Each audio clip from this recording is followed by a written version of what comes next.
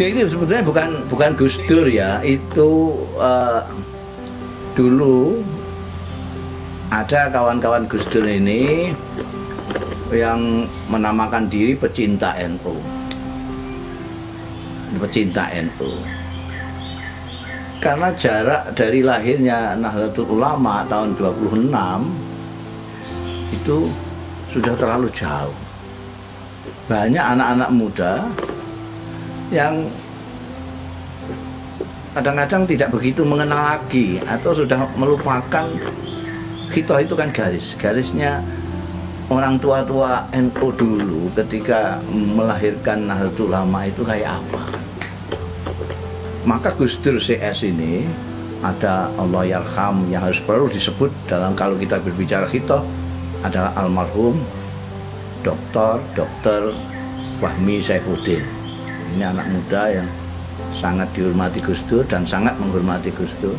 Ada banyak kawan-kawan yang lain, ada Mahbub Junaidi, ada Slamet Effendi Yusuf dan lain-lain. Mereka ini berkumpul, ada Kiai Sahal, ada Kiai Tolka Hasan, ada Kiai Abdul Mukhid Muzadi. Itu orang-orang itu berbicara merumuskan. Jadi ada proses di mana mewawancarai orang-orang tua-tua, bagaimana dulu perilaku orang-orang tua zaman NU baru saja dilahirkan. Lalu itu dirumuskan menjadi khitoh Nahdlatul Ulama. Kebetulan yang menjadi khitoh menjadi populer sangat, cara menurut istilah sekarang itu sudah viral khitoh itu, karena pada saat itu kebetulan Pak Harto ingin, Pak Harto itu pintar sekali. Jadi semua supaya bisa dikendalikan oleh beliau sendiri, maka semua organisasi-organisasi itu dijadikan satu. Organisasi kepemudaan ada pemuda Marhen, Ansor, ada pemuda apalagi dijadikan satu oleh Pak Harto jadi KNPI. Nah, nanti yang nunjuk ketua KNPI ini Pak Harto. Jadi supaya gampang nanti.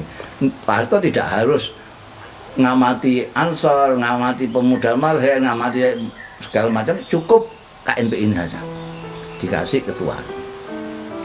Perempuan-perempuan juga gitu. Ada Muslimat, ada Aisyah, ada segala macam dijadikan satu oleh beliau. GUW apa namanya itu. Nah, itu pimpinannya yang nunjuk ya Pak Harto. Organisasi Islam, organisasi kemasyarakatan Islam ada NU, ada Perti, ada Parmusel, jadikan satu. Jadi MUI itu. Jadi MUI itu tinggalan Pak Harto.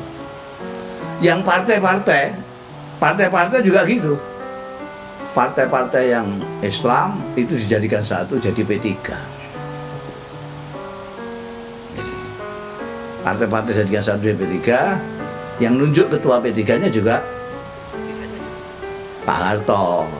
Meskipun P3 itu isinya orang NU semua, hampir semua NU, tapi Pak Harto ingin supaya pimpinannya bukan NU.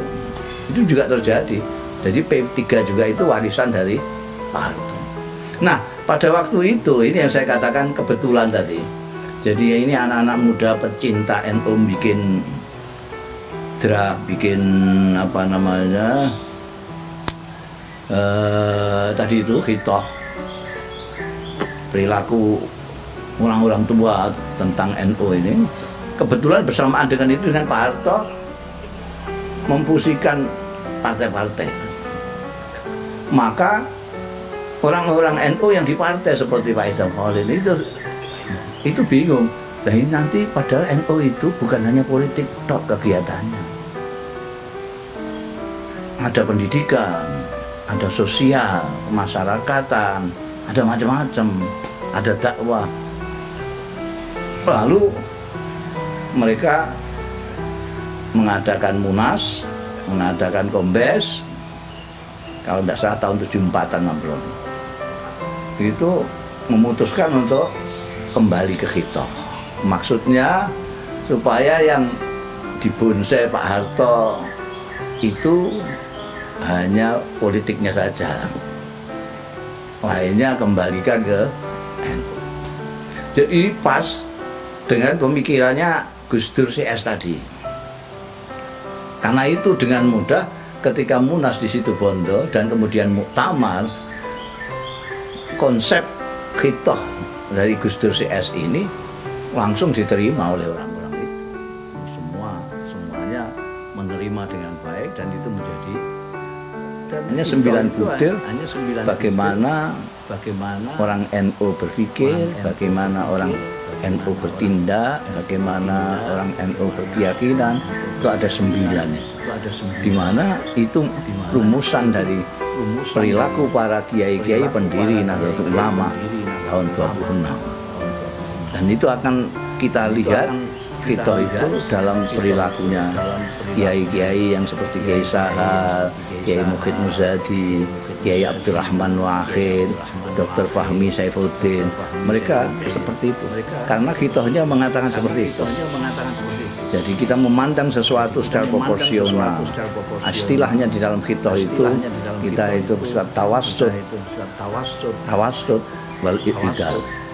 Kita melihat semuanya dalam porsi yang sebenarnya proporsional, tidak berlebih-lebihan ke sini, tidak berlebih-lebihan ke sini, di tengah-tengah. Tawassut wal i'tidal.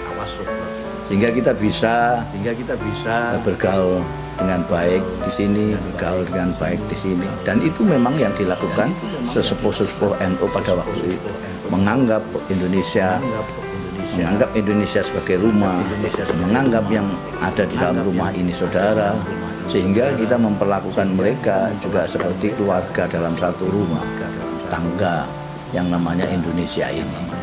Itu apa namanya? Jadi lalu disebut khitoh. Tapi kemudian orang Indonesia kan begitu. Jadi apa namanya ketika berpolitik itu jangankan kok khitoh, agama saja dipakai untuk kepentingan politik. Hingga khitoh juga bernasib yang sama. Waktu itu lucu sekali. Orang P3 juga menganggap khitoh paling khitoh. Orang PDI juga menganggap paling khitoh, orang Golkar juga menganggap paling khitoh. Dulu ada partai 3 itu semuanya merasa paling khitoh semua. Ya. Meskipun perilakunya tidak khitoh. Itu saya kira. Ya, terima kasih. Makasih Mbak Adi. Oke, assalamualaikum warahmatullahi wabarakatuh.